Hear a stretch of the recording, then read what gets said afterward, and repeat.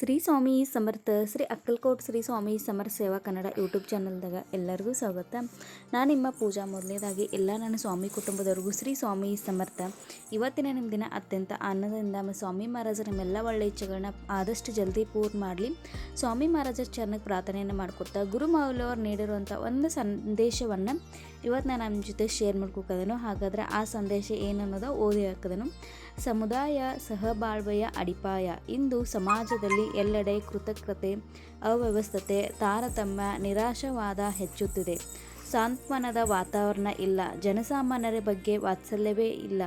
ಹೀಗಾಗಿ ಸಮಾಜದಲ್ಲಿ ಸಮತೋಲನ ಇಲ್ಲದಂತಾಗಿದೆ.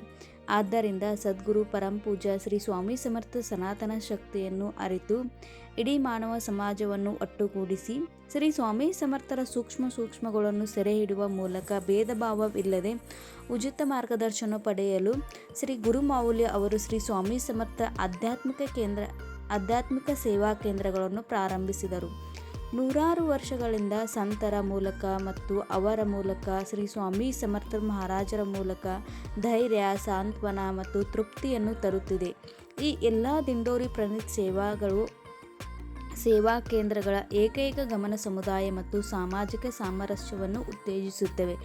ಇಲ್ಲಿರುವ ಅನೇಕ ಸ್ವಾಮಿ ಭಕ್ತರು ಈ ಒಂದು ಸೇವಾ ಕೇಂದ್ರಗಳಿಂದ ತಮ್ಮ ಸಮಸ್ಯೆಗಳನ್ನು ಪರಿಹಾರ ಮಾಡ್ಕೋಕದರು, ಅಥವಾ ತಮಗೆ ಸಮಸ್ಯೆಗಳಿಂದ ಒಂದು ಧೈರ್ಯ ಕೆಟ್ಟಿರ, ಅಥವಾ ಏನೋ ಒಂದು ಮನಸ್ಸಿಗೆ ಸಮಾಧಾನ ಇಲ್ಲಾದ್ರೆ ಈ ಸ್ವಾಮಿ ಮಹಾರಾಜರ ಕೇಂದ್ರದಾಗ ಹೋಗಿ ಸೇವೆಯನ್ನು ಮಾಡುವ, ಅಥವಾ ಸೇವೆಯನ್ನು ತೆಗೆದುಕೊಂಡು ಆ ಸೇವೆಯನ್ನು ಮಾಡಿದ ಕೂಡಲೇ ಅನುಭವವನ್ನು ಶೇರ್ ಮಾಡ್ಕೋದೇನಿತ್ತಲೆ ಇದು ಸಮಾಜದ ಒಂದು ವಾತ್ಸಲ್ಯ ಆಗಲಿ, ಒಂದು ಧೈರ್ಯದ ಕೊಡುವಂಥ ಆಗಲಿ, ಅಥವಾ ಒಂದು ಸಮಾಜದ ಏಕತೆ ಭಾವನೆಯನ್ನು ನಿರೂಪಿಸ್ಕತಿ. ಅದೇ ರೀತಿ ಗುರು ಮೌಲ್ಯವರ ನೀಡಿದಂಥ ಒಂದು ಸಂದೇಶವನ್ನು ನಾನು ನಿಮ್ಮ ಎಲ್ಲ ಸ್ವಾಮಿ ಭಕ್ತರಿಗೆ ಅಥವಾ ಇವತ್ತಿನ ಒಂದು ಈ ವಿಡಿಯೋ ಮುಖಾಂತರ ನಾನು ನಿಮ್ಮ ಜೊತೆ ಶೇರ್ ಮಾಡ್ಕೋಕದೇನು.